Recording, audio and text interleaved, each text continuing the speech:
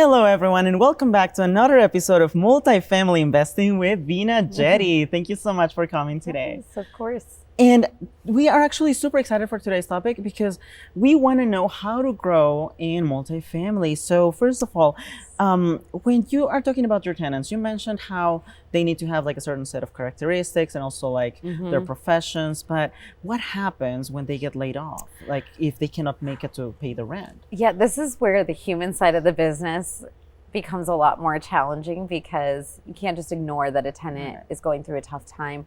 And I think during COVID, a lot of us really saw that human side of this business more than we have ever seen. And one of the things that we did during COVID is actually the best example because it was happening in mass and there were a lot of people missing paychecks for weeks at a time before there was a stimulus. And so what we did was we immediately brought somebody who was a specialist on board our assets to help our residents. And what they would do is they would help them apply for relief, like COVID relief. We went out and we created connections with community charities and community organizations, churches that were helping people with COVID assistance. So we made sure that they were getting in touch with those resources. We were staying on top of all of the government programs that were available, not just federally, but locally. We were connecting residents with food pantries. We were making donations ourselves on the other end. So we did a lot of community outreach and we made sure that we made resources available. We also had a person who was dedicated to helping residents actually fill out the forms. They could come into the office and fill it out. But generally, when it's just a normal asset, we try to avoid those issues out of the gate. Most of our residents are highly stabilized, meaning that they can afford a month or 2 months or 3 months of missed income and still afford to pay their rent. And because they're looking to buy a house in the near future, they really care about their credit. So they're going to continue paying rent. But we do have what's called like a promise to pay. And so they will come into the office and we'll work out maybe instead of paying monthly, they're going to pay on a weekly basis to get caught up. Maybe they need to break their lease. And so we work out what that really looks like. So it just depends on the asset and what we can actually do at the asset level. But we always try to work with our tenants because it's hard for anybody without having to worry about housing. Exactly. And especially because situations like this happen to they come everyone and you kind of have to be human enough to like let this happen and find new creative ways to actually combat that. Right? Now, we're also talking about like how to diversify your portfolio, but like in the case of, for example, single family home, you see most investors, they're like, okay, so I'm just going to buy 5 more or 10 more. But how do you do that in the case of multifamily though? So I think multifamily is inherently diversified because you don't have just one tenant that you're relying on getting rent from. So the risk of one tenant losing a job or not being able to pay rent is actually dramatically decreased at scale because let's say you have 100 units and one tenant moves out and let's say they're all occupied. Well, that's just 1%, right? But if you have one unit and that resident moves out, now you have 100% vacancy, right? So inherently, multifamily is a diverse asset class. If you want to further diversify in the multifamily space, there are multi-asset funds that you can invest into. So last year, we launched a $100 million fund called Rev Fund. And Rev Fund is a diversified asset fund where we'll end up having anywhere from 5 to 7 assets in the fund. And every time we add a new asset, your investment auto dilutes across the assets. So it depends on what your investment profile is or your risk tolerance is. The pro and the con of something like a Rev Fund is the same. It's that you don't get to choose your assets, but you maybe don't want to choose them. You just want to auto diversify. So that's really how investors, passive investors, can diversify their assets. And how does a Rev Fund actually work then? So Rev Fund is a fund where we raise the capital in there and then we deploy it into the assets as part of the capital stack. So right now there's 3 assets in Rev Fund and they all operate and every month they throw off cash flow. We send that to Rev Fund based on the prorated share it owns, and then Rev Fund then pays passive investors off the cash flow. And that's a really good way to keep investing into multifamily without actually the burden of looking and going for all of those deals. Absolutely. I would say our passive investors, the single reason that they look to a fund like ours or even direct asset funds like we offer is because they don't want the hassle. They don't want to acquire the asset. They don't want to manage the asset. They don't want to execute the business plan. They wouldn't know how. They can't qualify for financing. And they have other successful jobs, but they just want to have multifamily in their portfolio as a hedge or as just a small piece of their portfolio, or they like the idea of multifamily but don't know how to get started. And the cool thing is that by being part of that fund, even if they don't have the typical requirements that they require for like purchasing a home, like such as credit or things like that, they can rely on those resources that somebody else within that community will have. Yes, that's exactly right. The caveat for a passive investor is depending on what SEC regulation the sponsor is raising under, there's different requirements. So for example, on ours, we require third-party verification for SEC compliance of them being an accredited investor. So if you're not an accredited investor, you can't invest into our deals. But there are deal opportunities that are available for unaccredited investors, but then the rules are different. You have to have a pre-existing substantive relationship with the sponsor. Gotcha. And now we're also talking about how some investors take different ways of investing into multifamily. So for example, I've seen some of them prefer to invest in the healthcare zone. So for example, if there's like a really big hospital, they are like, that's where I need to buy my complex. Some others prefer places such as like governmental jobs, such as like, let's say that there's a judicial palace right here, and like a whole bunch of judges are going there. I'm going to invest in there. Why is that?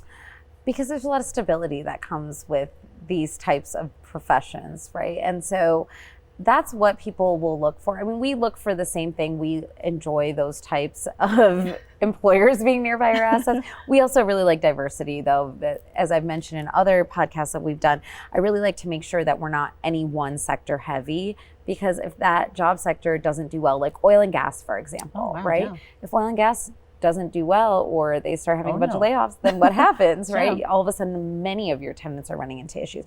So you want to have diversity of job sector there, not just one employer that's a really strong employer, even though that is very helpful to the area. It's definitely great to have a strong employer base, or maybe even several, maybe multiple Fortune 100s or Fortune 500s. What about in the case of military bases?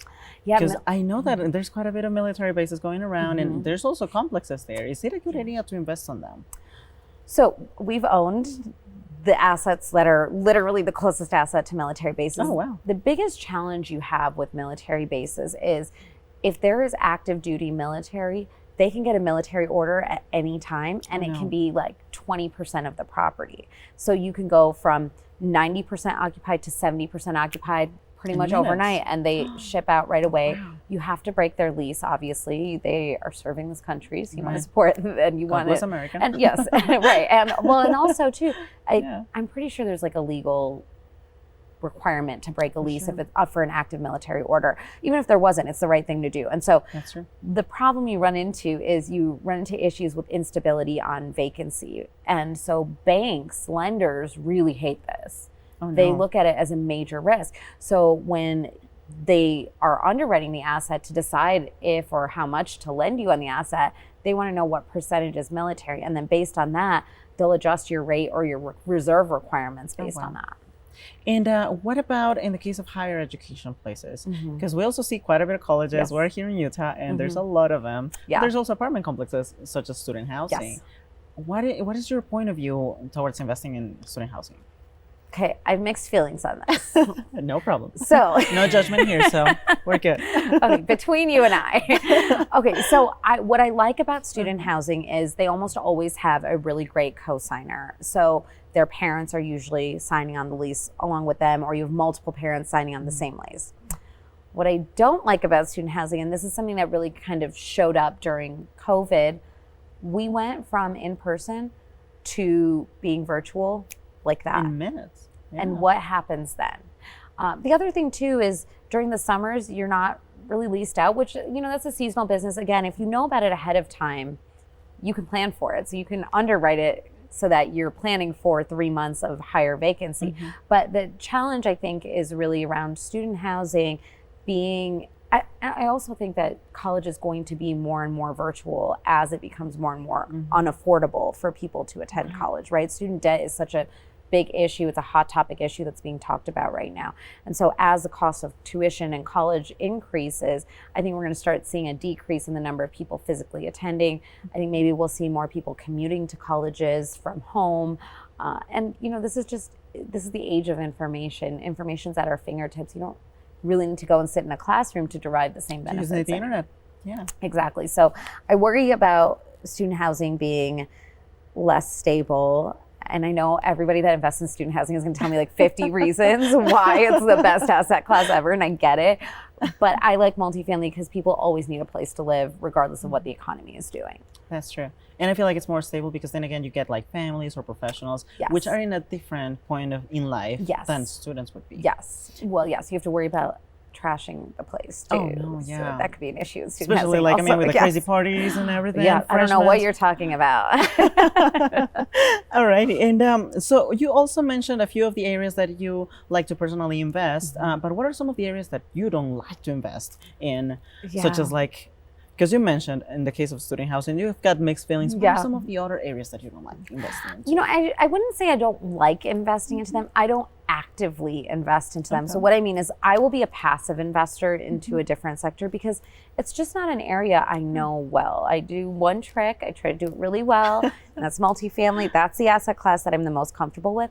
But for example, I invested with a group into a fix and flip home, and I'm invested in assisted living, and invested in like a restaurant business, and I invested in a production studio in Georgia of all places, like in the middle of nowhere. It actually has done phenomenal, but it's like Netflix and Amazon are the tenants, and they lease it out to produce whatever, the endless Netflix shows that you see.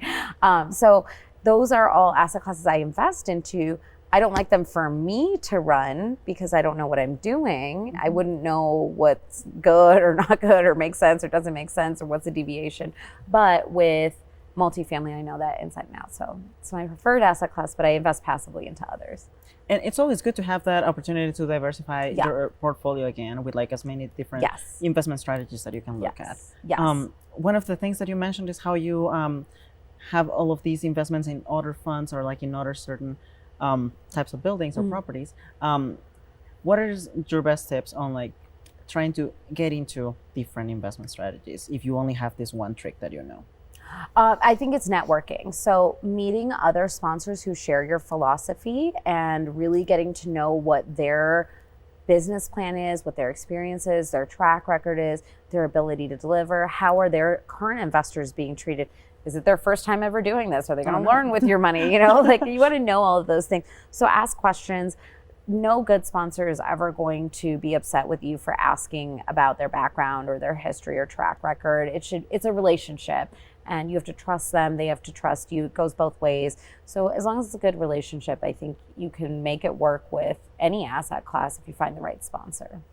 And in the case of multifamily, any last tips for us to grow our multifamily assets as much as possible? I would say that if you don't have multifamily in your portfolio, you're really missing one of the most scalable and tax efficient investments. It also cash flows theoretically if the sponsor is doing it right, it cash flows. So it should cash flow, but it's not the cash flow that you should actually look to when you're making investment decisions. It's actually what the overall return is. So what's the equity multiple? What's the IRR?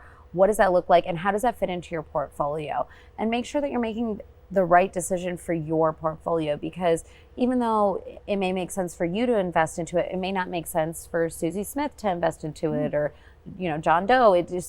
Everybody's portfolio is so different, and that's why it's called personal finance, because it's personal. So you want to make sure it fits into your investment criteria, your investment strategy, and be patient.